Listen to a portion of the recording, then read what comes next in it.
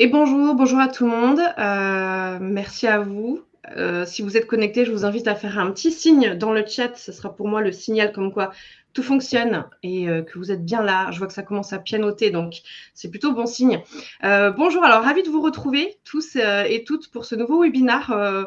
Vous nous avez manqué parce qu'au mois de mai, on a fait une petite pause, on s'est accordé une pause avec Culture RH.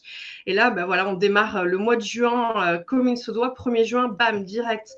Premier webinaire du mois de juin et petite surprise en plus, on rattrape le mois de mai et on vous en proposera deux ce mois-ci. Je vous en dirai plus à la fin de cette édition-là.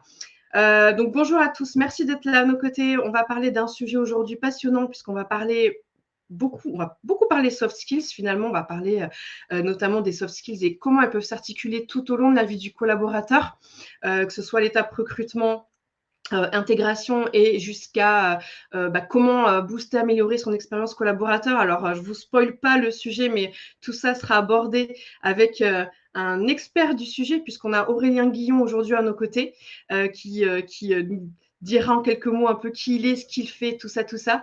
En attendant, juste pour rappeler un petit peu le cadre du webinaire, comme à chaque fois, ce webinaire, il est fait pour vous. Donc, c'est à vous de le rendre vivant. Moi, je compte sur vous pour réagir, poser des questions, rebondir sur ce que Aurélien peut vous partager. C'est un plaisir de vous lire et je me ferai la messagère auprès d'Aurélien si voilà, vous avez des questions. Donc, sentez-vous à l'aise, sentez-vous libre. C'est votre moment, c'est pour vous. Et puis, on gardera bien évidemment un petit temps à la fin, comme à chaque fois, si jamais des questions sont restées en suspens.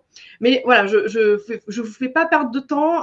On y va, on fonce. Donc, Aurélien, est-ce que tu veux bien nous expliquer en 2-3 mots qui tu es, ce que tu fais, et puis après, on se lancera directement dans le vif du sujet. Dis-nous tout. Avec grand plaisir, Anaïs. Bonjour à toutes et à tous. Je suis super content d'être là avec vous, avec cette audience. Déjà, vous êtes nombreux là, donc ça fait plaisir. Ouais. Merci pour cette intro, Anaïs. C'était top. Euh, donc effectivement, je m'appelle Aurélien Guillon. Je suis le CEO de Trimoji. C'est un logiciel tech RH que l'on met à disposition des recruteurs, des DRH, dans des cabinets, dans des organisations de PME, TI, grands groupes, pour effectivement sécuriser les recrutements par le biais de l'analyse en fait de personnalité. J'en rentrerai un petit peu plus dans le détail plus tard, mais globalement, le profiler du recruteur, l'assistant logiciel qui accompagne les recruteurs pour leur faire gagner un petit peu plus de temps et passer plus de temps avec les gens. Voilà, tout simplement. Parfait. Aujourd'hui, on m'a invité, et merci pour cette invitation, beaucoup, pour parler donc un sujet qui m'a été pas imposé, on en a parlé un petit peu, on s'est dit qu'est-ce qui pourrait être un peu intéressant, puis il y a un titre un peu accrocheur. On va parler de futur. J'aime beaucoup parler de futur. J'ai un podcast aussi qui parle de futur avec des DRH et des recruteurs. Donc quand on a discuté Ah, un peu avec Anaïs, on s'est dit qu'est-ce qui pourrait être intéressant. Et puis, en fait, on s'est dit, bah, nous, on a entre 9 et 10 clés qu'on peut mettre au sein des organisations, qui peut être intéressant à investiguer, ou en tout cas d'avoir conscience qu'elles existent, ces clés. On peut pas toutes les mettre en place dans son entreprise, mais si on en a conscience, on peut se dire, ah ben en fait, je suis mature à tel niveau pour pouvoir le mettre en place dans mon organisation, dans ma structure ou dans mon process. Donc c'est ce qu'on va voir aujourd'hui, les 9 clés RH pour changer le futur des organisations. Prenez vos aises, ça va commencer. On va passer un petit moment ensemble et j'espère qu'il sera agréable pour tout le monde. Sentez-vous libre aussi de poser des questions, d'interrompre à tout moment. Anaïs, hein, elle m'a dit avant qu'on commence le webinaire que elle se faisait aussi la référente de vos questions, de prendre toutes les questions en backlog, de les compiler un petit peu et ensuite, par moment, faire vivre un petit peu le webinar. Alors déjà, il y a une question. Oui, vous allez oui, recevoir le webinar par la suite, c'est automatique. le Dès que le webinar replay. se coupe, vous avez un accès au replay en illimité sur Livestorm, ça marche comme ça.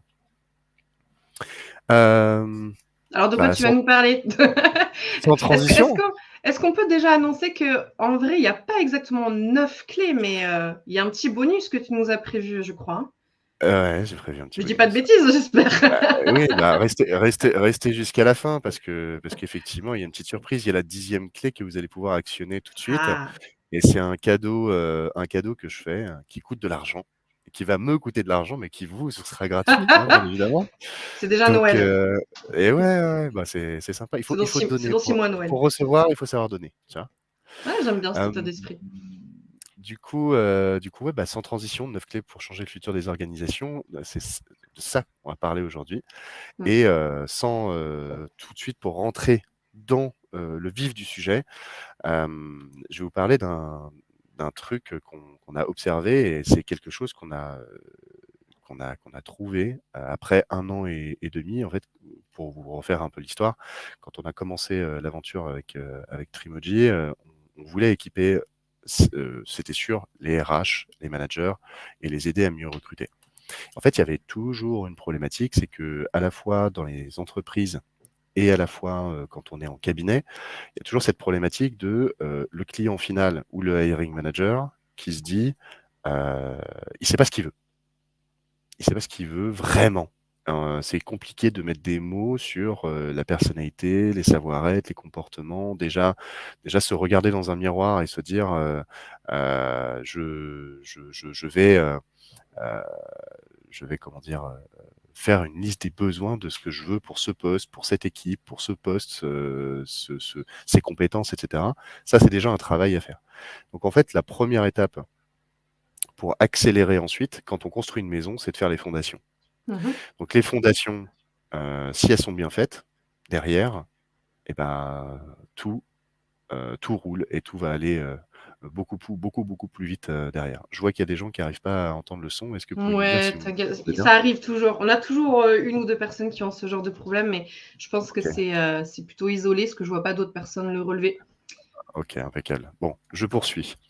Donc première étape, en fait, créer un persona. Vous connaissez peut-être voilà, ce mot, le persona. C'est emprunté au marketing, de se dire, bah voilà, le persona marketing, le persona du client idéal. Et ben là, vous avez aussi le persona du candidat idéal. Et candidat, quand je dis candidat, ça peut être aussi bien un candidat pour un poste, on va dire, ce travail-là, si vous le faites, vous allez pouvoir aller voir aussi à l'intérieur de votre organisation pour faire évoluer les gens aussi.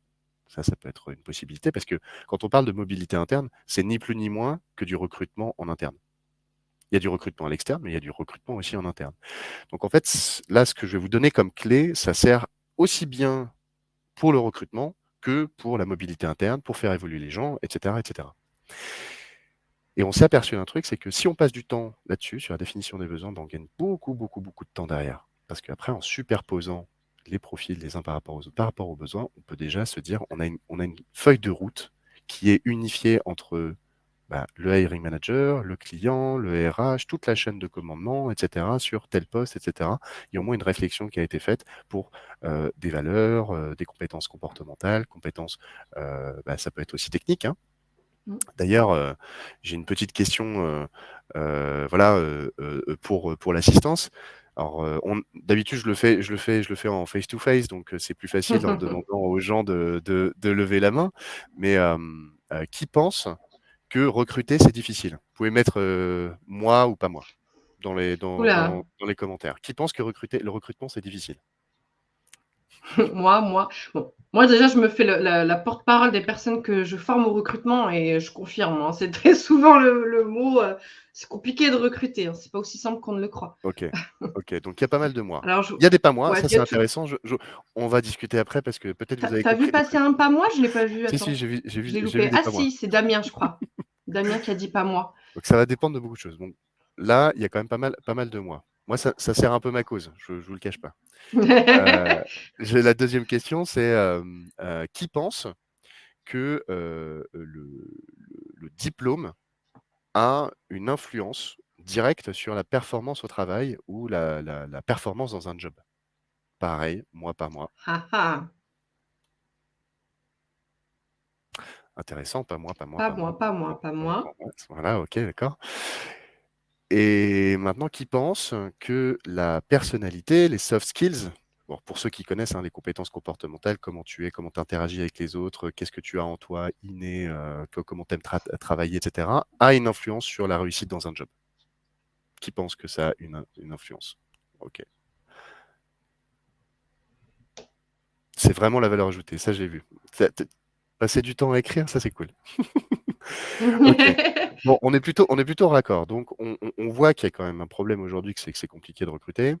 On voit Mmh. aussi que, le CV ou le diplôme, et ben, c'est pas forcément, quelque chose, qui va être très, utile pour, se dire: «Bah, ça va être compétent ou pas compétent». Mmh mh. Il y a aussi une data que j'aime bien balancer comme ça, et ça fait plaisir, c'est 60. 60 des CV sont faux. Je vous le dis, hein. Alors Ah! avec un certain Vous degré de faut que tu nous donnes la source là. il y a beaucoup, beaucoup, beaucoup, beaucoup de sources qui me le disent. En gros, 60 en plus, c'est un des chiffres les plus bas. Je vais te D'accord. dire un truc. En gros, il y a des gens qui peuvent mentir sur, un temps d'expérience, qui peuvent mentir sur des Mmh. diplômes, qui peuvent Oui, mentir ça sur bon, des ça hobbies, c'est le qui peuvent truc un peu mentir sur courant, si tu joues sur les mois. oui, mais et donc tu as des gens qui font des petits mensonges et tu as des gens qui font des grands mensonges. Donc déjà par rapport à ça, quand on regarde un CV, quand on veut comparer des candidats par rapport à des CV, bah, du coup, Mmh. c'est un petit peu tronqué. Tu vas peut-être mettre en avant des menteurs par rapport à des gens qui sont beaucoup plus vrais dans leur CV. Et tu peux même ajouter, à ça le fait que, un candidat qui fait son CV, le fait de manière subjective. Il est peut-être pas très objectif, par rapport à, tu vois, à son degré de compétence, ou tu vois ce que je veux dire? Tu as aussi Mmh, ça mmh mh. aussi. Il y a de la subjectivité quand tu fais ton CV. Eh oui. Il y a de la subjectivité aussi, et puis, il y a pas quand même pas mal de gens qui ne savent pas faire, des CV adaptés au job, pour lequel Oui, ils postulent. oui, Qui ça ne c'est savent un pas gros mettre, problème. se mettre en avant ou ce genre de choses. Bon, ça, c'est pas le sujet Mmh. aujourd'hui, mais c'est Oui, c'est bien juste sûr, qu'il faut garder à l'esprit parenthèse. qu'en gros le sujet c'est que, c'est un outil, très pratique qui est utilisé par tout le monde, hein, le CV, mais, c'est pas des choses qui vont nous permettre d'avoir des datas purement objectives, sur la personne, et c'est pour ça qu'on fait des entretiens, et cetera, et cetera. Donc là, ça va nous amener à potentiellement à la deuxième clé, c'est qu'aujourd'hui, on a un système, qui permet en fait de se positionner sur, des données qui sont autres que des compétences techniques ou des expériences professionnelles, et qui vont plus s'attarder sur qui est la personne que j'ai en face de moi. Et donc qui est la personne en face de moi? Il y a 3 grands domaines, c'est comment la personne, je vais l'encadrer, dans quel contexte elle préfère travailler, hem, comment je vais la motiver, hein? Et puis aussi, à quel rythme la personne préfère travailler, ou est bonne pour travailler. Et en fait, ça, c'est différent pour tout le monde. Il y a des gens qui préfèrent des environnements hiérarchisés avec des règles, des process, des choses comme ça, qui ont besoin de temps pour accumuler de l'information et puis ensuite pour devenir autonome. Et il y a des gens qui préfèrent brûler les étapes, être autonome tout de suite et être dans le défi et le challenge permanent. Mmh.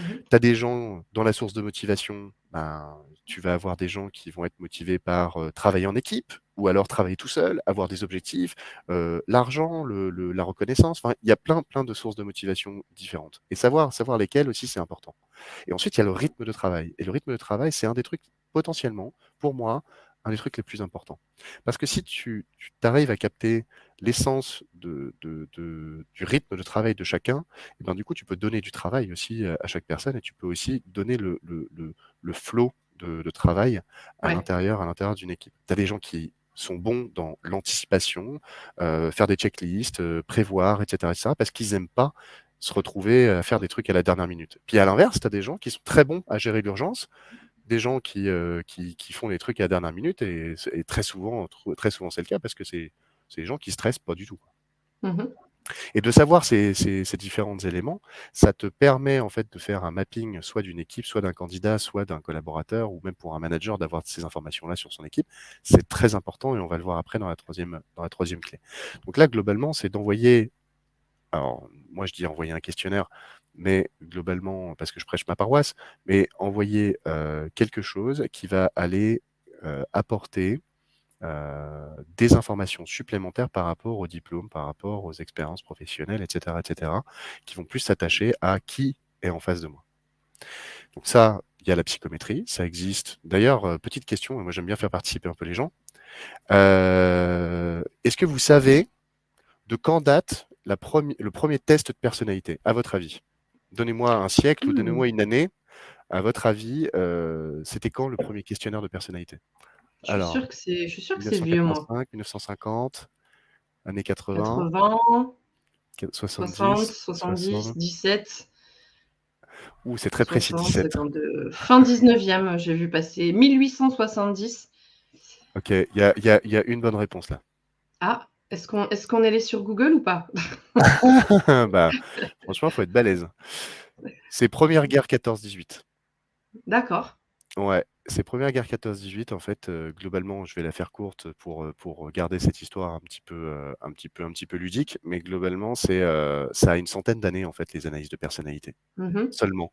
Donc c'est une science qui est super récente et l'idée c'était, D'accord. d'aller identifier dans l'armée, et ben, du coup, des personnes que l'on pouvait mettre à tel et tel, endroit, sur le terrain, voire, pendant les conflits. Et la première dimension à avoir été analysée à l'époque, c'est ce que l'on appelle c'est une des dimensions du Big Five aujourd'hui qui s'appelle le névrotisme ou le névrosisme. Mmh. C'est la capacité à exprimer ou éprouver des émotions négatives et potentiellement avoir un potentiel de plus élevé de partir en dépression et de stresser plus rapidement que les autres. D'accord, Et donc OK. du coup, de savoir identifier ça, dans l'armée, bah, ça servait en fait à se dire: «OK, eux, on va les mettre plus en retrait. Eux, ils tiennent super bien la pression, on va les mettre devant». D'accord, OK. Grosso modo. Et puis Ouais. ensuite, chemin faisant, il y a eu des initiatives un petit peu partout en Europe et dans le monde et cetera sur, des laboratoires de recherche en psychométrie. Alors psychométrie, c'est psychologie quantitative, Mmh. psychologie, métrie, mesurer, la mesure de la psyché. Et du coup, il y a eu des initiatives et puis, un des premiers outils qui a été créé après la guerre, c'est le disque, 1928. Oui, le fameux. Les fameux 4 couleurs que, à mon Ouais, avis, il y a pas mal de gens qui connaissent, qui s'ils sont dans le monde RH et recrutement, ouais, je suis sûre que ça tu doit rouge, parler à tu tout le jaune, monde, tu ça. bleu, tu vert, voilà, ça doit parler un petit peu, à la majorité et ça vient de là. D'accord? D'accord. J'en profite, c'est une question de Florence, elle rebondit sur ce que tu dis et elle demande, lorsqu'il y a des tests de personnalité, quand on fait des recrutements, est-ce que, ça nécessite, un psychologue pour analyser les résultats? Ah! Il faut pas un psychologue, il faut une formation, Ouais, hein. On ne donne pas une arme chargée à un enfant. Parce que ça peut être dévastateur de faire un débrief, on si est on n'est d'accord. pas, voilà, il faut être formé, il faut savoir ce qu'on lit, il faut savoir lire aussi entre les lignes, ce qui est Mmh mh. analysé, et ce que l'on va pouvoir en fait en sortir. Si on lit des résultats effectivement, de manière bête et méchante, bah, du coup, on peut mettre, fa très facilement les gens dans les cases. Alors qu'en Mmh. fait, toute la complexité d'une analyse de personnalité aujourd'hui, ça va être, d'aller identifier les limites de chacun des modèles. Parce que chaque modèle de personnalité aujourd'hui a ses limites. D'accord? Il y a un Mmh mh. principe très clair en science, c'est, tout ce qui est simple est toujours inexact Mmh et mh. tout ce qui est, exact est toujours impossible à comprendre. Je m'explique. Aujourd'hui, on a par exemple, le DISC analyse la personnalité en 2 dimensions. Est-ce que tu es extraverti ou introverti? Est-ce que tu es Ouais. émotionnel ou logique? Point. Donc ça, c'est 2 dimensions pour analyser une personne. Donc forcément, c'est déjà bien, hein, c'est déjà très, très bien, tu vois? Mmh mh. Mais ça il manque des dimensions. Il est où le potentiel créatif là-dedans? Elle est où ta capacité à partir en dépression? Elle est où ta capacité à t'organiser et cetera et cetera? Donc il y a d'autres dimensions que l'on a Ouais. rajoutées dans d'autres modèles qui permettent de complexifier, de se rapprocher de plus en plus de la vérité et potentiellement demain, tu vois, par exemple, si je vais avancer les dimensions, mais le disque, c'est 2 dimensions, l'MBTI, c'est 4, et on va y revenir un petit peu sur l'MBTI après. Le Big Five, c'est 5, le Processcom, c'est 6, le RIESEC, c'est 3, et cetera, et cetera. Donc chaque modèle a un nombre de dimensions défini. Potentiellement, demain, ce qui va être intéressant, c'est qu'on va rajouter des dimensions. On va aller complexifier les modèles. Et après, derrière, dans ta représentation graphique et ta représentation aussi mentale, eh ben, ça va être de plus en plus complexe, en fait, parce que nous sommes des bêtes complexes. Mmh.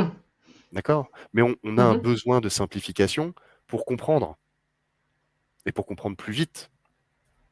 Donc, c'est toujours un rapport, c'est toujours un yin et yang entre est-ce qu'on est simple, est-ce qu'on est complexe pour être compréhensible ou on va vers l'incompréhensible. Ou en tout cas, il faut avoir une formation beaucoup, beaucoup plus importante pour aller comprendre un petit peu ce qui se cache derrière chaque item, Et chaque dimension. cette formation, du coup, elle est dispensée par qui? Par le fournisseur de mon questionnaire? Si je suis, recruteuse et que je veux utiliser ce genre d'outil, c'est qui me Oui, forme à ça? C'est bah toi, par alors, exemple? nous, on forme obligatoirement notre outil, c'est sans équivoque. pour des gens qui se lancent dans le recrutement, et cetera, on va même à offrir cette formation pour pas que ça leur coûte trop cher pour les gens qui peuvent D'accord. se la payer. On est même, enfin, on les oblige dans tous les cas. On dit que c'est obligatoire. On lâche pas. Et le minimum de formation, on forme sur 3 modules d'1h30, ça fait 4h30 de formation. C'est le minimum du minimum. Et après, on a un petit diplôme, une petite certification. C'est des jours en présentiel, il y a des mises en situation, et cetera. Ça dure Ah, OK. une moitié de semaine et tout machin. Donc ça va être, c'est pour aller au step d'après. Mais globalement, non, il faut pas laisser une analyse de personnalité avec quelqu'un, enfin, voilà, Mmh. Mmh. comme ça dans la nature. Parce que l'outil d'une analyse de personnalité, ça va aller accompagner le recruteur, pas pour prendre sa décision, mais pour aller discuter avec le candidat qu'il a en face. C'est un outil d'aide à la discussion, Ouais. non pas un outil d'aide à la décision. Oui, c'est ça que je voulais te demander. Finalement, l'outil, il est utilisable à l'étape, présélection ou après un entretien? Ou est-ce que ça se substitue à un entretien? Enfin, et finalement, est-ce que ça dépend aussi des contextes? Bon, ça, peut-être que tu nous en parleras après, je sais pas, mais moi, je me posais Sur cette les question-là.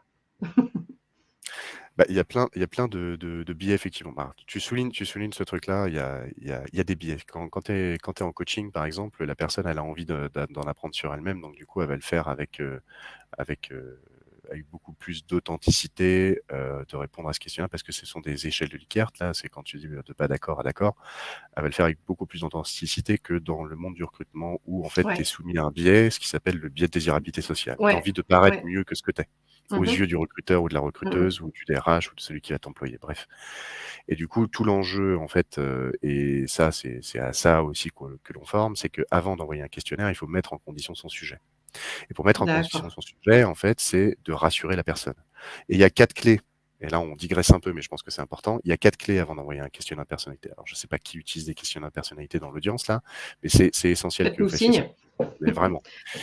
Numéro 1, c'est pas une étape, qui va être éliminatoire. C'est-à-dire que c'est en vue de notre prochain entretien, je vais t'envoyer un petit questionnaire de personnalité qui te permettra d'en savoir plus sur toi ou nous sur toi ou peu importe la raison que vous allez avancer. Mais au moins là, l'idée derrière cette phrase, c'est de dire: «C'est pas une étape bloquante». On aura quoi qu'il arrive un entretien la prochaine fois et je t'envoie ça pour préparer l'entretien de la prochaine fois. D'accord. Numéro 2, il faut dire, tu auras accès aux résultats, au même titre que moi et tu pourras dire avec quoi tu es d'accord ou pas d'accord. Alors ça, c'est notre petite particularité parce qu'on est seul à le faire et donc du coup, dans le workflow, la personne a accès à ses résultats et elle peut dire avec quoi elle est d'accord ou pas d'accord. Mais Mmh. globalement, c'est l'étape 3 où en disant: «Il y aura un débriefing. On va en discuter tous les 2. Tu auras l'occasion de t'exprimer dessus, avec quoi tu es d'accord, pas d'accord, et cetera». Ça, il faut rassurer la personne que la personne ne sera pas mise dans une case et qu'elle aura la liberté de s'exprimer et de contester ou pas, ou confirmer ses résultats. Mmh. Et la quatrième clé, c'est, essaye de répondre avec le plus d'honnêteté possible et lui donner la raison, en fait, de pourquoi tu fais ça. Donc si tu es dans un contexte de recrutement, tu vas dire: «Bah, en fait, ça me permettra d'aller sonder chez toi tes façons de travailler, des façons de collaborer pour moi, derrière, aller Ouais. voir en interne, si tu arrives au bout du processus de recrutement, de voir des gens qui ont les mêmes façons de fonctionner que toi». Tu donnes une Mmh. raison, tu vas légitimer, en fait, cette action. Ouais. C'est pas juste pour te screener ou machin et cetera, tu vas Ouais, donner une ouais, ouais. vraie action. Et Oui, c'est puis, important l'approche, de préciser l'approche. On est là mais dans une approche de c'est c'est la moitié du bienveillant, job. c'est C'est la ouais, moitié du job, de faire ça, de dire, pourquoi tu fais ça, dans quel cadre, et cetera, et cetera. OK. Et une fois que la personne elle est mise en confiance et qu'elle se dit: «Ah OK, du coup, ça va être utilisé comme ci ou comme ça», et ben, voilà, il faut pas prendre les gens pour les enfants non plus, quoi. Donc tu dis la vérité. Mmh. Puis tu peux lui Mmh dire la mh. vérité aussi, hein, c'est rapide, c'est cher, enfin c'est long, c'est cher et c'est risqué de recruter. Donc je préfère avoir des datas objectives pour, sécuriser mes recrutements derrière parce Ouais. que moi mon but c'est que dans 6 mois tu es encore dans la boîte et pas que tu te barres parce que sinon je dois tout recommencer depuis le début et puis moi mon Mmh job mh. c'est du recrutement et je t'avoue que j'ai d'autres choses à faire, quoi. Mmh. J'ai d'autres profils à recruter parce que la boîte est en croissance et que si je dois remplacer à chaque fois l'existant, ça va prendre un temps infini. Donc voilà, donc la mise en situation, la mise en confiance aussi de la personne avant d'envoyer une analyse de personnalité est cruciale, surtout dans le recrutement, pour baisser ce qu'on OK. appelle le biais de désirabilité sociale. Après, tu as d'autres biais, j'y reviendrai peut-être après, peut-être ça sera dans les questions. Ouais. La clé numéro 3. J'arrête de te couper. En fait, c'est un sujet où Non, non, je suis super mais curieuse. coupe-moi autant que tu veux. Moi, il n'y a pas de problème. Moi, j'ai mon fil conducteur. Je réponds à toutes les questions. D'ailleurs, si vous avez des questions, posez-les. Vraiment, Ouais, allez-y dans le profitez-en, chat. quoi. C'est le moment. Vous avez vu, Aurélien, en plus, il répond. Donc. Ouais, je digresse du coup, mais Ah, mais c'est je réponds aux intéressant. questions. Je Enfin, préfère moi, je trouve répondre aux intéressant. questions. Du coup, oui, donc une fois qu'on a fait son persona candidat idéal, donc on se pose avec le manager, on se pose avec les équipes. On peut même demander aussi aux équipes présentes, les collaborateurs, les futurs collaborateurs, de dire ben, quel est le prochain collègue que tu veux, tu vois? Tu veux qu'il soit comment, et cetera, et cetera. Mmh. Bah, ça peut être une clé aussi. Donc là, on a un système, nous, à l'intérieur de la solution, où tu peux envoyer un lien aux gens. Ils dressent le portrait robot candidat idéal de ce qu'ils veulent avec un profil possible. C'est-à-dire que, par exemple, quand tu vas sélectionner créatif, bah, tu auras une personne qui sera moins organisée, et cetera, et cetera. Et du coup, tu as un schéma de personnalité possible. Et ça, tu peux superposer, du coup, les besoins et dire, ah bah tiens, vous êtes tous d'accord qu'il nous faut quelqu'un comme ça. Par contre, les zones de divergence, c'est là. Bon, bah, on en discute. Tu peux en discuter entre collègues C'est avec le manager, intéressant. entre le manager et le recruteur, entre le recruteur et le CEO de la boîte, et cetera, et cetera. Et du coup, tu te dis, voilà, on pose les premières pierres de l'édifice. Ensuite, tu envoies un Ouais. questionnaire. Le questionnaire, il y a une question, est-ce qu'on doit demander l'accord du candidat pour faire passer le test? Bah, Oui. s'il veut pas passer le test, Oui, il le fera pas. il le fera pas, hein. On peut pas le forcer. On va pas le forcer. Peut-être Euh, que je crois qu'Erin, elle est en train de décrire, donc peut-être qu'elle est en train de ok, ok, préciser des ok. choses par rapport à sa question. Ça, On ça, la ça garde, on roule. la garde au chaud. Ça marche. Et après, l'idée, en fait, c'est que cet outil d'analyse de personnalité, c'est un outil qui permet de mesurer au même étalon tout le monde. Et donc, du coup, d'avoir la même balance pour peser ses fruits et légumes. Si je prends euh, une balance à Franprix ou une balance je sais pas, un autre truc, Auchan, faut dire 3 marques, mais de toute façon, on n'est pas à la télé, donc ça va. Je peux garder sur des marques. Bah, globalement, je sais qu'elles vont mesurer tous les deux 1 kilo, mais pas 1 kilo pareil. Si tu prends le même kilo de tomates chez Franprix, bah, si tu le mets sur la balance de Auchan, tu auras 1 kg, 0,001 ou 0,2, peu importe. Ça indique que en fait, deux instruments de mesure ne vont pas mesurer forcément de la même manière. Mhm. Il y a un truc qu'il faut comprendre, et ça, j'ai une image parfaite que j'ai trouvée la semaine dernière, c'est qu'un outil d'analyse de personnalité, c'est comme un appareil photo. Alors, tu vas prendre une photo, mais dans la photo, dans la composante de la photo, par exemple, si je te prends toi, Anaïs, en photo, attends, je vais mettre comme ça pour qu'on soit en plus gros. Imaginons que je te prenne en photo, tu vois. Mhm. Hein, je prends un portrait. La qualité de la photo, elle va dépendre de l'appareil, si j'ai un Ouais. réflexe avec un super objectif machin, ou si j'ai un appareil jetable. D'accord? Mhm. Numéro un. Ouais. La qualité de la photo en sortie, elle va dépendre de ça. Mais elle va dépendre d'autres choses aussi. Elle va dépendre de toi. Est-ce que tu as bien dormi hier? Est-ce que tu as des cernes comme ça? Ou en gros, si Oula. tu as filmé 4 heures du matin et que tu as des cernes comme ça, ou est-ce que tu as bien dormi et que machin, la qualité du portrait de derrière, ça va pas être la même. Donc elle va dépendre de toi Ouais. aussi. Mais elle va dépendre Ouais. de moi aussi. Est-ce que je tremble? Est-ce que machin? Et Ouais. l'évaluateur, la personne qui va prendre la photo. D'accord? Ok. Et puis, Ouais. quatrième truc, tu as l'environnement. Où est-ce qu'on le fait? On le fait dans le noir, on le fait sous la pluie, on le fait dans un jardin, un Ouais. truc avec un spot, un studio, un truc bien fait. Donc, tu as l'environnement. Et en Mhm. fait, tout ça, ça va apporter des biais sur la photo, au final. Ouais. Et en Ouais. Ouais. fait, bah, ces biais-là, il faut savoir qu'ils existent, il faut savoir comment ils peuvent être compensés les uns par rapport aux autres, il faut savoir comment aussi les analyser. Tu vois? Donc, Ouais. une analyse de personnalité, c'est plus ou moins fiable. C'est ça qu'il faut se dire. Oui, D'accord? parce que ça veut dire quoi? Ça veut dire que c'est un instant T, en fait. Et tu fais ta photo aujourd'hui, autant tu la ferais demain et la photo serait différente parce qu'aujourd'hui, Alors, j'étais pas dans de bonnes conditions. Et tu vois ce que je veux dire? Est-ce que demain, l'influence, elle va j'entends. jusque-là? Non. Dans 6 mois, hein, je Demain, dis ouais, demain. déjà 6 mois, pour moi, c'est déjà un petit peu mieux. Normalement, Parce si qu'on tu le fais, évolue, on évolue tous en continu. exactement, exactement. Et je vais même te dire qu'il y a 5 choses qui vont avoir un impact direct sur l'évolution de ta personnalité. Changement de métier, donc situation professionnelle, changement de Ouais. ville, situation géographique, Ouais. mariage, divorce et naissance et décès. Il y en a même Ouais. 6. Donc du coup, Ok. ces éléments de vie vont avoir un impact sur ta perception de ton environnement. d'accord? Donc tu as une perception, Mmh. innée, donc qui tu es, ta biologie et cetera et cetera. Tu vas avoir c'est ce qu'on appelle, la génétique et l'épigénétique en biologie. C'est-à-dire que tu as un facteur génétique de qui tu es à ta naissance et tu as un facteur épigénétique de c'est quoi ton environnement et quelle Mmh. influence il va avoir sur toi et ton développement. Ton éducation, les écoles où tu es allé, l'éducation de tes parents, les copains que tu as eus, les situations, que tu as vécues, où est-ce que tu as beaucoup voyagé, pas beaucoup voyagé dans ta jeunesse, tout ça, ça va avoir une influence Ouais. sur ton développement. Et tu as aussi ta biologie qui va avoir une influence, hein. On est parasité par, tout un tas d'hormones, dans le cerveau et cetera. On peut savoir qu'à l'adolescence, on a des petites sautes d'humeur. Je sais pas si à peu près, il y a des gens qui sont tous à peu près passés par l'adolescence aujourd'hui. On sait qu'il y a quand même un effet un petit peu, biologique par rapport à ça. Mmh. Et en fait, si on fait cette photo, d'un enfant, et que si on fait une photo d'un être humain, tous les ans, bah, on voit une évolution, pas drastique, il y a des paliers. C'est-à-dire que si on prend juste l'extraversion, par exemple. L'extraversion, c'est la capacité à recharger ses batteries en étant en interaction sociale avec les autres. Et un introverti, c'est quelqu'un qui va avoir besoin de s'isoler pour retrouver son énergie. Donc, du coup, qui va avoir un Mmh. stock d'énergie.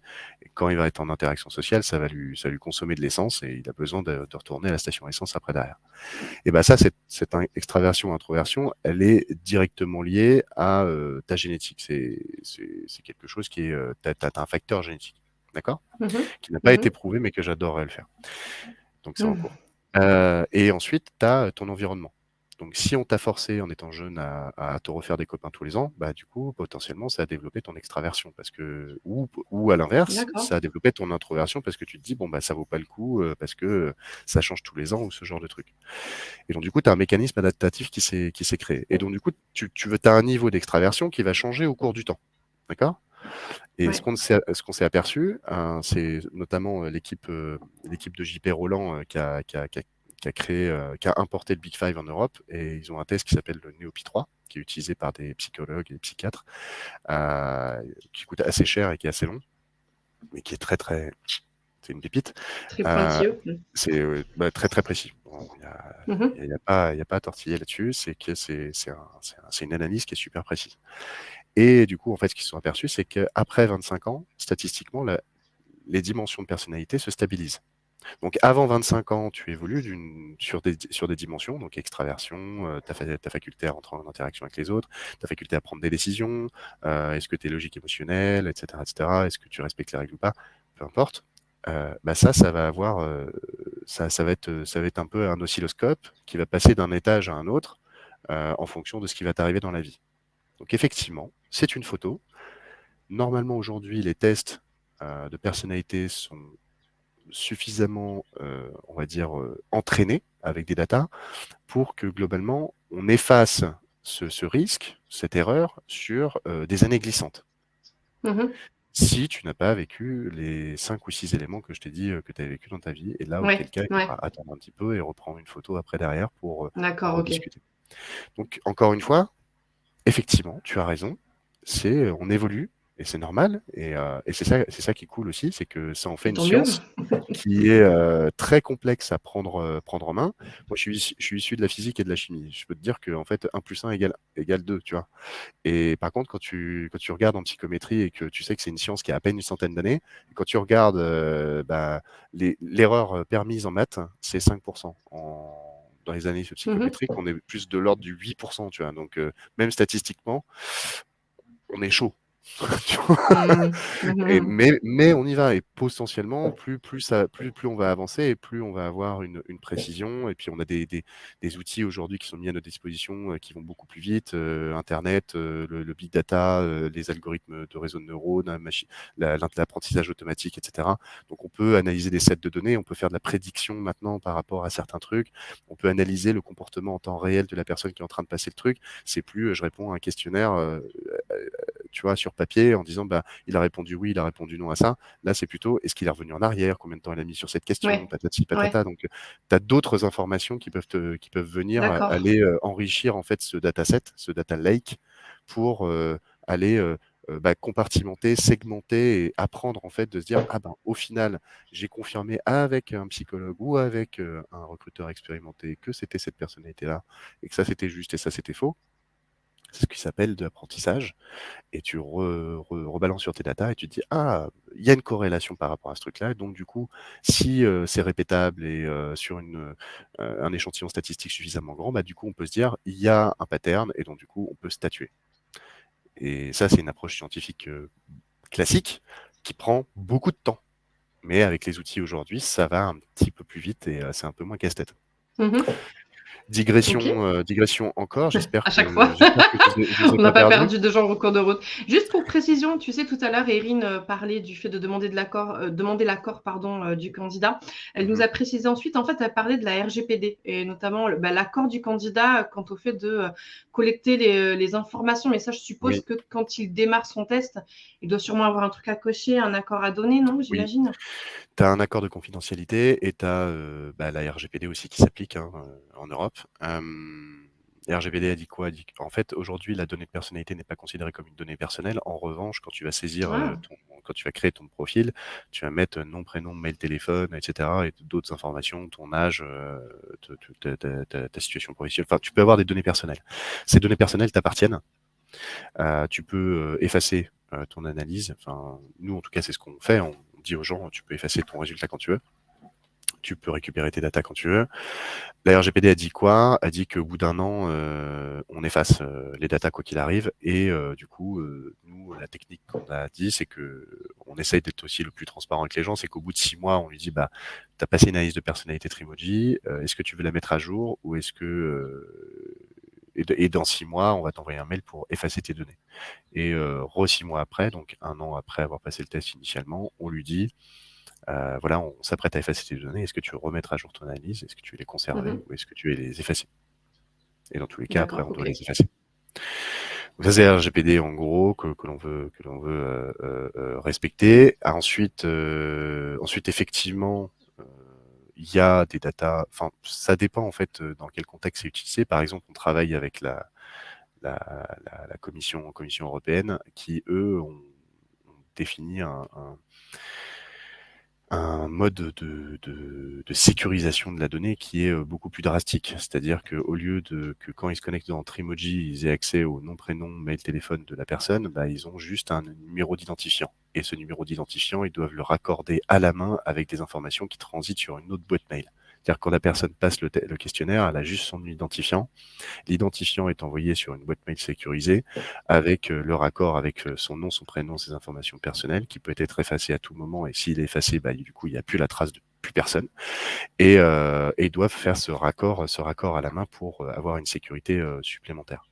Aujourd'hui, sur nos autres clients, ils n'ont pas un tel niveau d'exigence au niveau de la sécurité des données parce qu'on les rassure suffisamment en disant qu'on est hébergé en France, en Europe sur du OVH, qu'on utilise des acteurs européens et puis Green IT.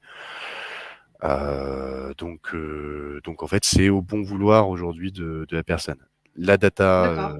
d'analyse de personnalité, encore une fois, n'est pas une data, personnelle, hein. C'est comme, tu regardes par exemple, c'est pas encore interdit, tu vois à quelle vitesse vont les administrations.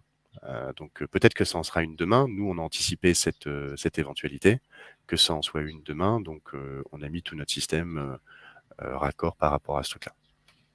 Voilà. OK.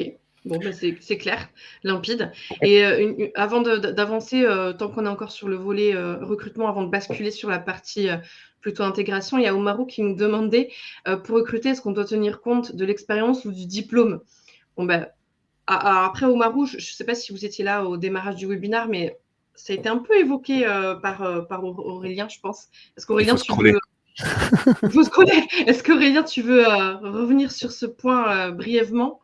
Bah, bien sûr que le diplôme, en fait, il peut avoir, aussi une incidence. On va pas se mentir, Tu tu recrutes vas un recruter médecin, c'est voilà, l'exemple ça classique, dépend le mais niveau de technicité que tu as. En fait, heu, les 2 variables qu'il va falloir, prendre en compte, c'est ton temps et ton argent.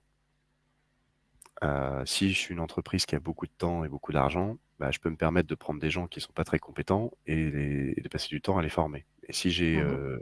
beaucoup d'argent et pas beaucoup de temps, bah, je vais prendre des experts. Si j'ai pas beaucoup d'argent et beaucoup de temps, bah, je vais former les gens. En fait, c'est toujours ce ratio temps-argent qui va te dire, bah voilà, je peux me permettre de recruter des experts, des moins bons, ou des gens qui sont en reconversion ou ce genre de truc, parce que je sais que je vais pouvoir leur apprendre un métier, etc., etc. Ouais. Tu as des facteurs techniques qui sont, voilà, point. C'est en gros, ça va dépendre de la taille de ta boîte, ça va dépendre de tes En enjeux, ça va fonction, dépendre de. en fonction des ressources internes que tu as déjà aussi. Si tu as une équipe, déjà, solide, de gens experts sur un sujet, tu plus le temps, plus, les moyens financiers, tu sais que tu as les ressources pour pouvoir, former en interne, par exemple. Si tu as, Bah à ouais. contrario, une équipe de personnes, tous novices sur un sujet et que tu dois ajouter une force supplémentaire, tu sais que tu auras pas forcément la ressource interne pour former la personne aussi. C'est il y a aussi ce paramètre-là, je pense. Bah ouais, mais tu as des boîtes qui sont, carrément dans l'évolution de leurs collaborateurs, qui les accompagnent, à évoluer sur tel et tel poste et même faire Ouais. de la mobilité interne. Nous, on accompagne des boîtes, Mmh par mh. exemple, je te donne un exemple. Je sais pas, d'ailleurs, c'est peut-être une slide que j'ai mis après, mais je suis pas sûr. Ah. Mais, globalement, c'est toujours, je te dis, hein, quand c'est un rapport temps-argent, c'est, est-ce que c'est stratégique pour la boîte de le faire? Enfin, en gros, le projet tu vas recruter pour un projet, tu vas recruter pour faire quelque chose, tu vois? Mmh mh. Soit Mmh mh. pour, passer au scale, démultiplier ton effort, soit parce que tu es dans un goulet d'étranglement, tu as trop de commandes clients et que du coup tu dois recruter, soit, tu arrives pas à tout faire dans un temps imparti, et enfin, c'est toujours ça, temps, argent, temps, argent, temps, argent. Ouais, Et ouais. donc est-ce que tu as du temps? Est-ce que tu peux te permettre de former quelqu'un et de faire évoluer quelqu'un en interne sur cette partie-là? Et bah, ça c'est important de faire un mapping de ta boîte, des forces en présence, et je vais même te dire un truc, je me bats pas parce que je respecte ce qu'ils font, hein, mais tous les gens qui font, de la GPEC, et tous les gens qui font, enfin, GPEC, c'est gestion prévisionnelle des emplois et des compétences. Aujourd'hui, ça s'appelle GEPP, ça a changé d'acronyme et Yep. tout ça fait plaisir. Mais l'idée, c'est, d'aller cartographier toutes les compétences techniques que tu as dans ton entreprise. Mmh Ça, mh. c'est des trucs qui sont faits, mais qui sont super lourds à faire, quoi. Bah Et oui. puis, en plus, ça évolue tout le temps. Une compétence technique, sa durée de vie, c'est Ouais, c'est un un an. travail de fond. Mais c'est un travail de fourmi, de fond, insupportable. Et en fait, pour le maintenir à jour, ton truc, il faut bosser constamment dessus. Donc il faut dédier des Ouais. ressources dessus, et cetera, et cetera. Mmh mh mh. OK, on part de ce principe-là, très bien. C'est un super outil. Dans le principe, c'est cool parce que, il te manque telle et telle compétence pour pouvoir accéder à tel et tel poste. Tu peux faire des parcours de carrière et tout ça, c'est super intéressant. Mais c'est coûteux en argent, surtout les plateformes aussi, ès-gaf, c'est compliqué à mettre en place, faut scanner, tu t'imagines? Enfin, tu fais un plan de mapping de compétences pour une boîte de 30 personnes, une boîte de 600, c'est pas la même exécution. Quand tu as un poste versus, enfin, quand tu as une dizaine de postes versus 100 dans l'entreprise, c'est pas du tout le même effort que tu vas mettre. Et au final, pourquoi? Pour faire évoluer une dizaine de personnes par an, tu mappes 100 métiers. Ouah, man, t'imagines le temps que tu passes à faire un truc comme ça Ouais, pour c'est le laborieux. rendu? Bah ouais, c'est pas, moi l'effort mis en place pour le rendu, il est nul, quoi. Donc, en gros, c'est plutôt de réfléchir à l'inverse. C'est part de la personne, si elle a un souhait d'évolution, bah, du coup, d'avoir un système qui permette de lui proposer un truc en fonction de cette personne, dans l'entreprise. Et derrière, si elle veut un peu plus d'informations sur ce poste, d'aller faire ce travail de d'inventorier les compétences sur ce poste, et cetera, à ce moment-là, tu vois? Plutôt que de référencer une centaine de postes, bah, tu as 10 personnes qui vont te demander sur 10 postes. Donc au final, tu as fait une cartographie de 10 postes versus 100, tu vois? Mmh Ça, mh. c'est Mmh l'idée. mh. Je dis pas que c'est ça qu'il faut faire, je dis juste que moi, j'ai une solution pour le faire. C'est tout. Et Ça je pars marche. en gros du potentiel des gens, tu mappes les personnalités, tu mappes les compétences, comportementales des gens, et tu associes ça aussi en fonction de la performance objective des gens. C'est-à-dire que tu as des gens, qui vont avoir, une telle personnalité, qui vont être performants ou pas pour un poste. Aujourd'hui, on collecte tout un tas de data, des entretiens annuels d'évaluation qui sont une source inestimable d'information qui aujourd'hui est vue comme une charge pour les RH parce que c'est administratif, parce que c'est chiant et machin et truc et bidule et que ça bosse sur du Excel. Alors maintenant, il y a des solutions qui permettent de faire ce truc-là, mais globalement, il y en a plein qui utilisent pas cette data, tu vois? Et qui le voient comme une charge administrative. Alors que c'est une data de qualité. tu as ton manager qui te donne une note de performance objective sur chacun de ses collaborateurs. Sur un commercial, il a atteint, il n'a pas atteint ses objectifs. Point. Même cette data-là, elle a une valeur. Si tu arrives à associer cette data à qui est la personne, et avec un système de mesure de comment il est au niveau de la personnalité et tout, tu peux entraîner un système qui te permet de dire, pour ce poste, les plus performants, ils ont ça en commun. Et du coup, cette data-là, tu te dis, bah, en fait, je vais aller chercher ça pendant mes entretiens d'embauche, tu vois. Et ça te permet de Ouais, c'est créer tes clair. scorecards, ça te permet de machin, enfin. Donc voilà, digression encore une fois.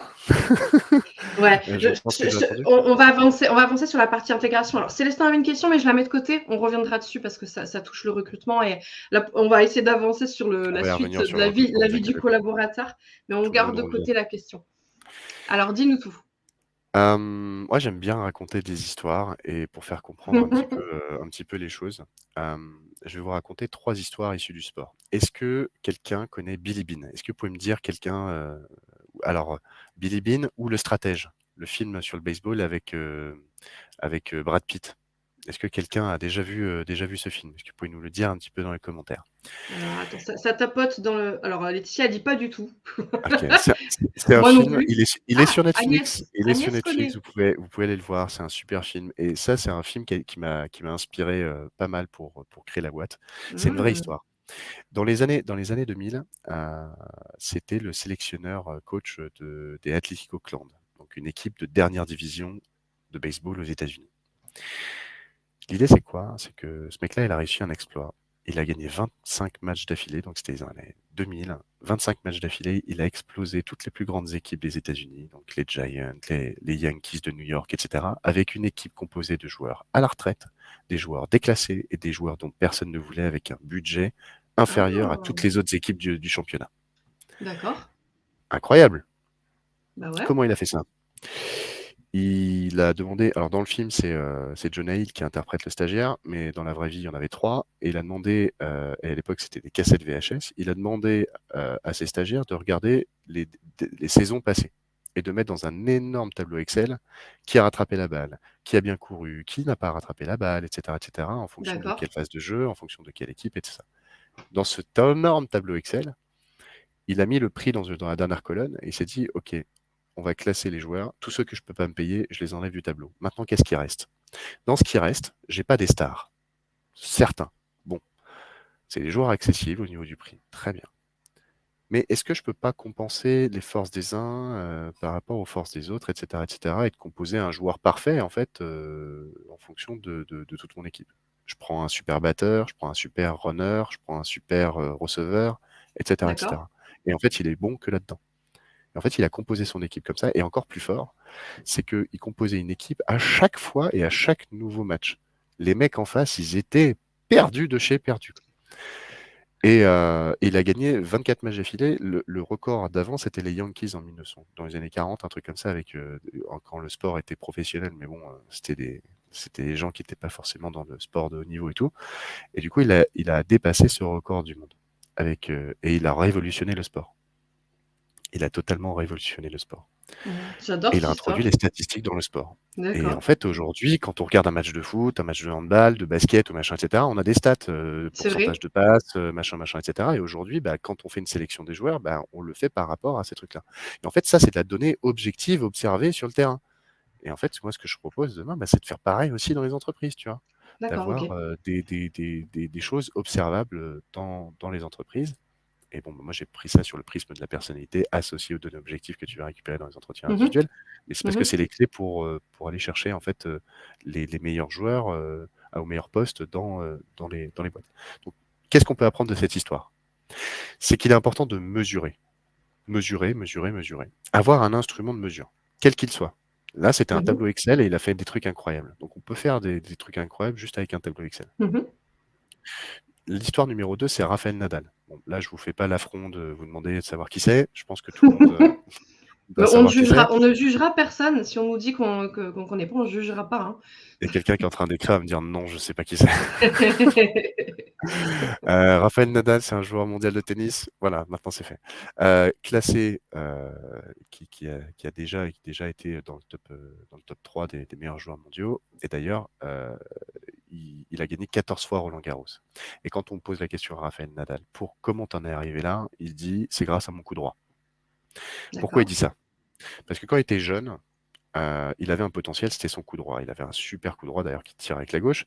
Mais son coach, quand il a décelé son potentiel, il a vu que le gamin, il envoyait des trucs à 100 km/h sur le terrain. Et c'était quand même extraordinaire déjà.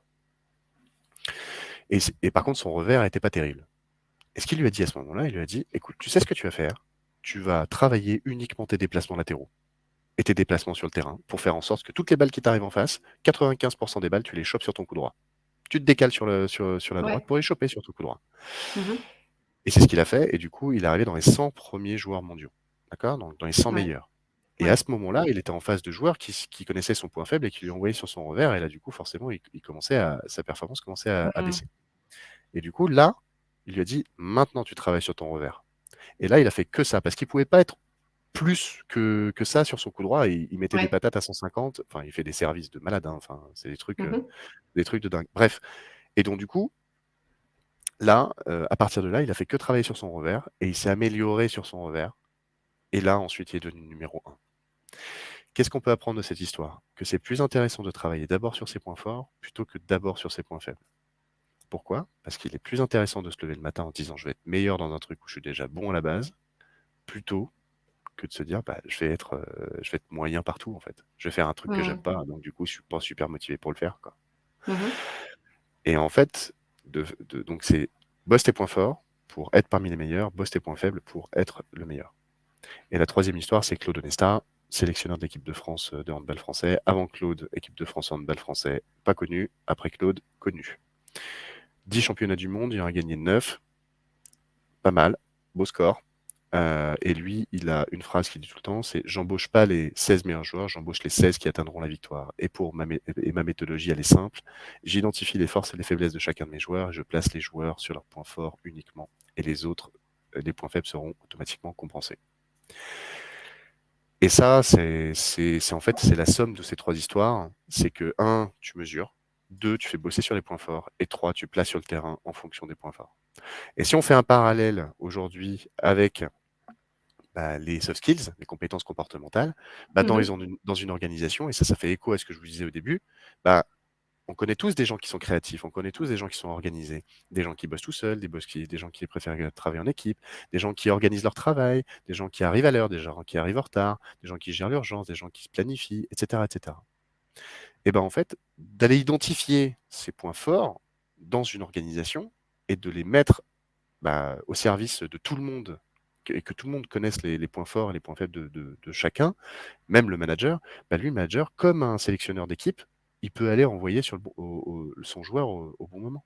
Il y a Mmh. un client qui demande un truc pour hier, en urgence, bah, j'envoie la personne qui gère l'urgence. Il y a un truc à faire sur le long terme, tous les mardis à 17h, remplir le CRM ou que sais-je, bah, j'envoie la personne qui est organisée, qui est routinier, etc., etc. Alors, je dis pas que à chaque fois il faut le faire, mais au moins, ça va participer aussi à la reconnaissance. Parce que de donner un truc à faire à quelqu'un dans lequel il est bon, la personne va bien le faire, et en plus, ça va être reconnu pour ça. Mmh. Motivation de dingue, tu vois? Ouais, complètement. Reconnaissance, engagement collaborateur et tout ça et tout ça. On est sur une approche carrément individualisée en fin de compte. Tu peux le faire à l'échelle de l'équipe, tu peux le faire à l'échelle individuelle, effectivement, ouais. Je veux dire, on Tu prend en considération l'individu au sein d'un collectif, au final. Oui, et Mais d'avoir un scan et que tout le monde ait ouais, conscience, et beh, ça, c'est la sixième clé, c'est vas-y. de rendre accessible cette data à tout le monde. C'est pas juste, descendant, c'est pas que le manager qui doit avoir accès aux analyses de Ouais. personnalité de ses autres collaborateurs. Moi, ça m'intéresserait de savoir quelles sont les forces et les faiblesses, enfin, pas forces et faiblesses, on va dire forces et axes d'amélioration. Parce qu'on peut Mmh. toujours s'améliorer sur une faiblesse, et cetera. Mais est-ce qu'on a envie de le faire? Peut-être pas, Ah tu ça, vois? c'est autre chose. Il y a quelqu'un qui maîtrise super bien l'anglais. Ah, quand j'ai un truc, une présentation à faire en anglais, je vais plutôt aller le voir à lui plutôt que de dire à celui qui parle pas très bien en anglais, mais qui est bon techniquement. bah, je vais plutôt dire au mec technique de se coordonner avec la personne qui parle bien anglais pour lui apprendre ce qu'il sait et ensuite c'est l'anglais qui va aller faire la présentation, tu vois? Mhm. Parce qu'il y en a un qui va transmettre et l'autre qui va briller et qui va être engagé. Et, bref. Donc, de mettre ces points forts et ces axes d'amélioration au service du collectif, c'est important. Et on peut faire par le jeu aussi. On peut dire, à ton avis, machin, il est plutôt comme ci ou il est plutôt comme ça. Ah bah oui, t'as raison, ah bah non, t'as tort, etc., etc. Et du coup, ça permet de créer aussi une cohésion d'équipe. Tu vois, Mhm. si on n'a pas tous les mêmes lunettes pour voir le monde. Donc du coup, on met des lunettes différentes, on voit les lunettes avec son voisin, ça peut atténuer les conflits. Tu peux comprendre aussi pourquoi Michel, il a sorti une grosse connerie à midi. Ah bah oui, mais en fait, tu dis bah oui, mais en fait, Michel, il est comme ça, donc c'est bon. Mhm. Et ça T'as apprend plus, à t'as bien se plus de connaître tolérance. les uns les autres. Ouais. Exactement. Ok. Donc tu scannes ton organisation, ça c'est clé numéro 7. Ouais. Tu superposes un peu tous tes patterns sur différentes. Alors il y a Ouais. plein de représentations dans l'état de l'art, on pourra rentrer dans le détail si vous C'est voulez ce que tu en as un autre peu temps. évoqué tout à l'heure, ça, ouais. Exactement. Tu as plein de représentations dans l'état de l'art qui permettent de faire ça. Nous, la particularité qu'on fait chez nous, c'est qu'on a un questionnaire, on a créé un modèle Atome qui permet de convertir en fait le résultat d'une analyse de personnalité dans toutes les analyses de personnalité internationalement reconnues. Big Five, DISC, Processcom, MBTI, etc., etc. C'est des représentations qui ont plus ou moins de dimensions, qui ont plus ou moins de biais, etc., etc. Et donc du coup, on a créé un moteur de traduction de notre analyse vers ces modèles-là qui sont déjà connus. Pourquoi? Bah, parce qu'en fait, il y a des gens qui connaissent ces représentations-là, ils sont plus à l'aise et pour l'accessibilité des données, c'est plus rapide. La clé numéro 8, comme je disais tout à l'heure, c'est enrichir avec de la data objective. Les entretiens annuels, etc., etc., c'est des datas qui sont objectives. Donc, enrichissez un scan de l'organisation avec un système de mesure, hein, ça peut être le système de mesure que j'ai évoqué tout à l'heure, l'analyse de personnalité. On superpose en fait et on pondère les analyses de personnalité globales avec de la data objective observée sur le terrain. Et on moyenne tout ça et on peut refaire ressortir des points clés de personnalité euh, qui vont avoir du coup une certaine performance prédictive à ce poste. On peut rajouter aussi des éléments d'attitude. Attitude, ça c'est un petit peu plus complexe à prendre en compte parce que c'est moins objectif. Ça va dépendre du nombre d'observateurs. Tu peux avoir l'avis du manager sur son collaborateur, mais ça c'est unilatéral. Et il faut aussi prendre en compte l'avis des collaborateurs les uns par rapport aux autres, plusieurs points de vue, tu vois, pour faire une moyenne d'attitude. Et Mhm. dans l'attitude, tu peux mettre la relation avec les autres, tu peux mettre l'acculturation à la boîte, le respect des process, est-ce qu'il arrive en retard, etc., etc. Enfin, tu peux mettre beaucoup de choses derrière l'attitude. Et donc, du coup, c'est une donnée qui mérite d'être, on va dire, statuée et créer un référentiel qui est propre à l'organisation à ce moment-là. D'accord, ok. Ça, tout ça, ça te crée ton persona idéal. Et là, on en revient au premier truc de tout à l'heure, en Mhm. fait. En apprenant C'est ton organisation, c'est un cercle vertueux au final. tu as vu, c'est beau, hein. C'est beau, ouais. Et ben, en fait, tu, On tu- en revient tu au point de reviens, tu départ. reviens à ton point de départ de ton bilan, de ce que tu fais avec ton manager, ton hiring manager. Mhm. Tu définis le persona candidat idéal pour tel poste, telle équipe, tel truc et tout, machin, etc. Je dis pas qu'il faut exactement ça. En tout cas, ça te donne une piste pour Mhm. dire, quand je superpose mon vrai candidat avec ce persona idéal, je peux me dire si je suis un peu dans le vrai ou dans le faux. Par rapport à ce truc-là, ça me permet de structurer mon processus de recrutement, ça me permet de structurer aussi ma vision de la personne que j'ai en face. Et encore une fois, c'est un outil d'aide à la discussion qui peut Ouais. servir d'outil d'aide à la décision, qui va nourrir Mhm. des présomptions que vous auriez sur un candidat ou une candidate. Ça va les valider ou invalider certaines Ouais. présomptions ou certains trucs que vous auriez perçus chez un candidat ou une candidate. Et Mhm. ça va vous donner des data objectives et un support de discussion objectif sur lequel vous allez pouvoir transmettre à votre voisin qui va continuer le processus de recrutement. Ouais.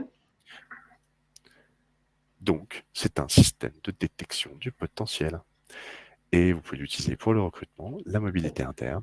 Et si vous faites ça, un mapping de toute votre organisation, demain, vous pourrez prédire t'as un potentiel inné, comportemental, pour être manager à tel poste, téléconseiller, vendeur, machin, etc.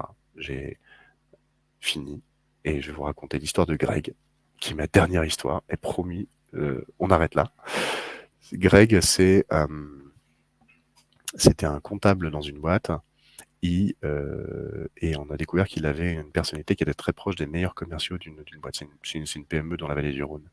Et en fait, on allait le voir et on s'est mis d'accord avec la RH en disant, bah, viens, on va lui proposer le poste de commercial, tu vois. Et quand on est allé voir Greg, bah, du coup, sa première réaction, ça a été, ouais, mais j'ai jamais fait d'école de commerce. Tu vois à quel point le diplôme il est rentré dans la culture française, c'est que Ouais. le mec il avait un syndrome de l'imposteur et il se disait non, c'est pas possible que je puisse faire ce job, Mhm. tu vois? Parce que t'as pas le diplôme, t'as pas travaillé dans le secteur et machin, etc. Et les gens se mettent des barrières tout seuls Ouais, c'est vrai. à pas faire tel ou tel job parce que ils ont pas On est l'expérience, conditionné. On machin. est conditionné, oui. Mais c'est très franco-français quand même. Pour en Mhm. discuter avec des anglo-saxons et des américains et tout ça, franchement, c'est très franco-français. Bref. Mhm. Et du coup, on lui dit: «Non, non, mais t'inquiète, viens, on fait un test, pendant 3-4 mois, on te change pas de salaire, on change pas ton contrat de travail, on fait juste un avenant et puis voilà, et puis on teste». Il le fait, 3 mois après, il a les mêmes, performances qu'un commercial, intermédiaire. Il a juste eu à apprendre à se servir du CRM. Ça faisait 4 ans qu'il était dans la boîte, il connaissait les produits, les collègues, les services, les machins, l'organisation, tout. Donc c'était déjà quelqu'un d'acculturé. La RH a dit: «Bon, bah, top, impeccable». Le directeur commercial, il était super content en plus d'avoir un comptable dans l'équipe parce que les notes de frais étaient impeccables. Et du coup, le mec, il se dit: «Bon, bah, écoute, on t'engage, hein, parfait». Il a doublé son salaire par 2. Le seul frein qu'il avait, c'était que Greg, il avait 6 frères et sœurs et que du coup, il a fait un BTS compta et qu'il fallait trouver du job tout de suite pour pouvoir nourrir sa famille et que là, demain, bah, du coup, la boîte lui a permis d'avoir un job 2 fois mieux payé et dans un truc où il s'éclatait encore mieux, tu vois? Mhm. La motivation de Greg, je pense que c'est bon là, on lui a remis 5 ans au compteur, tu vois? Enfin, il est Mhm. hyper Ouais, redevable ouais. de la boîte, et du coup, on lui a permis de monter en compétences. Alors je dis pas que l'inverse Comme est facile quoi. aussi. Oui, bien sûr. Je dis pas que l'inverse est facile. Tu peux passer plus difficilement un commercial comptable qu'un comptable commercial, tu vois? Mhm. Parce qu'il y a une Oui, ça peut technicité. pas fonctionner dans tous les sens, mais c'est intéressant de voir qu'en tout cas, c'est possible. Bah, et qu'il y a des boîtes qui commencent à changer un peu comme ça, à Ouais, se dire, ouais, ouais. «On va faire du recrutement sans CV». Je commence à rencontrer des boîtes. Alors on vient de faire un partenariat avec Je ne suis pas un CV pour aller adresser des boîtes sur, la marque Oui. employeur, des gens qui ont envie, tu vois, de recruter sur des postes, sans CV, juste au potentiel et machin et cetera. Juste en fonction de 3 échanges, d'envie, d'une personnalité, d'une rencontre et machin. Oui. Ah! Comment ça me fait plaisir, je te jure. C'est Moi, je vois le truc avancer. Alors, on y va, on rame, hein, Ouais, mais mais on y va. on va y arriver, tu vois? Et d'ailleurs, Aurélien, je vois que j'ai des personnes qui commencent à dire, voilà, qu'elles doivent partir. Alors, il y a quelqu'un qui dit quand même: «J'adore tes histoires, Aurélien». Juste, J'en ai plein. pour, tu as plein, on pourrait t'écouter, pendant des heures. Mais tu avais une petite clé bonus à partager? Tu avais quelque chose à nous partager pour clôturer Oui, oui, ce oui, oui, ouh là webinaire avant que tout là. le monde nous Et quitte? oui, c'était la clé bonus. Bah oui, c'était mon cadeau. Alors Je te attends, laisse, préparer ce je vais mettre partage et en ça non, mais attendant, c'est vas-y, vas-y. Ah bah, je vois que c'est voilà, déjà prêt. je le mets dans la conversation. Ça, c'est Yes. un lien. Ça vous permettra de passer gratuitement, le questionnaire, Trimoji. Vous aurez une analyse de personnalité qui vous sera affichée à la fin, sur laquelle vous allez pouvoir dire avec quoi vous êtes d'accord ou pas d'accord. Vous pouvez la conserver, vous pouvez éditer un PDF, vous allez recevoir les résultats, par mail et ce truc-là, vous pouvez, nous demander aussi. Il y a un chat qui est associé heu, à chaque questionnaire là. Donc on a une équipe support. Si vous avez des questions que vous posez sur votre analyse ou trucs comme ça, utilisez le chat, posez des questions, qu'est-ce que ça veut dire, et cetera, et Super. cetera. Et notre équipe, bah, du coup, va vous répondre, à vous aider potentiellement à débriefer aussi sur votre analyse. Et puis voilà, on reste en contact quand vous voulez, si vous avez Parfait. besoin de quoi que ce soit. Moi, je suis joignable sur LinkedIn. Je vais même mettre mon 06. Allez, vas-y. C'est le Voilà. moment, c'est le moment de choper le 06 d'Aurélien. Et voilà. Ça, c'est mon En tout cas, 06 et ça, merci c'est pour ce mon. lien, c'est super généreux. Je pense que ça servira et je vous encourage en tout cas à l'utiliser. C'est toujours intéressant de voir un petit peu ce que ça donne. Sandrine a dit c'est uniquement en anglais. Je ne sais pas. Est-ce que le lien que tu as donné, c'est en anglais? Ah, je t'entends plus, Aurélien, tu es en mute. Tu as dû cliquer sans faire exprès peut-être. Ça Ouais, y est, c'est bon. alors, soit tu as un VPN, soit tu es, pas dans un pays, francophone, donc du coup, ça se met automatiquement en anglais Ouais, quand on détecte que tu es à l'étranger. Mais tu as faut un tout sélecteur de choisir. langue, c'est en Ouais, français, anglais, espagnol, russe, tu vas en haut à droite et tu peux sélectionner la langue que tu veux et pareil les ouais. rapports aussi, tu peux sélectionner la langue que tu veux. Ouais, je vois dans les commentaires, certaines personnes qui disent: «Si, si, tu peux changer la langue», donc on doit être bon. En tout cas, bah, écoute, il me reste à te remercier déjà Aurélien, merci beaucoup. C'était un webinaire, très riche, vraiment super intéressant, aussi bien, pour, tes histoires que tout ton partage. On sent ton expertise sur le sujet, donc c'était vraiment hyper agréable. L'audience était plutôt silencieuse, mais je pouvais voir aussi que vous étiez tous connectés, enfin vous étiez bien là. Donc je pense que vous étiez simplement attentifs et captivés, par Aurélien, j'imagine. Donc merci à vous une fois de plus. On se retrouve d'ailleurs très bientôt le 15 juin à 11 heures. On vous propose un nouveau webinaire avec Culture RH. Cette fois-ci, on parlera de QVT, alors QVCT, et ce sera aux QVT avec côtés qui du de coup?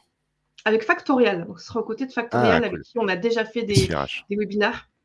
Donc on vous retrouvera. Voilà, je vois que l'équipe Culture RH vous a mis le lien d'inscription dans le chat. Moi, vous pouvez me retrouver sur LinkedIn comme à chaque fois. J'aime bien des fois, vous me contactez, vous me faites des petits retours, ça fait toujours plaisir. Donc voilà, n'hésitez pas quand vous voulez rentrer en contact avec moi. C'est toujours un plaisir de vous répondre. Et puis, bah, je pense qu'on est bon. Il nous reste à vous souhaiter une très bonne journée et à vous dire à très bientôt. Et encore merci Aurélien.